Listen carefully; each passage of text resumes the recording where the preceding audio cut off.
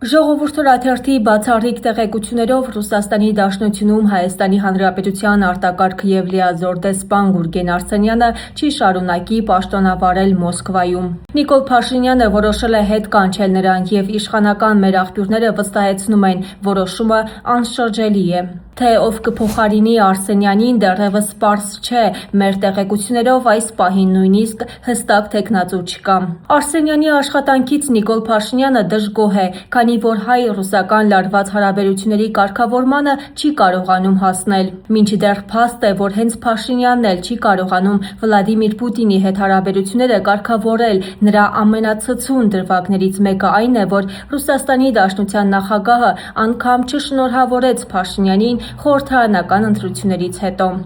Ժողովուրդ օրաթերթը փորձեց պաշտոնական պարզաբանում ստանալ Արսենյանի հետ կանչի վերաբերյալ։ Արտաքին գործերի նախարարությունից մեզ հայտնեցին, որ հարցը իրենց տիրույթում չէ, ուղղորդելով դիմել հանրապետության նախագահի աշխատակազմ։ Նախագահականից առաջարկեցին հարցը ուղղել կառավարությանը։ Վարչապետի խոսնակն էլ 3 ողջ օրվա ընթացքում մեր հարցին պաշտոնապես չպատասխանեց։ Սակայն պաշտոնական շրջապտույտի մեջ իշխանական մեր աղբյուրները պնդում են Գուրգեն Արսենյանի հետ կանչը արդեն անշրջելի իրողություն է։ Մնում է հասկանալ, ով կուղարկվի Մոսկվա և արդյոք դեսպանի փոփոխությունը կարող է լուծել այն քաղաքական խնդիրը, որ մինչ այժմ չի հաջողվել կարգավորել անգամ Փաշինյան-Պուտին մակարդակում։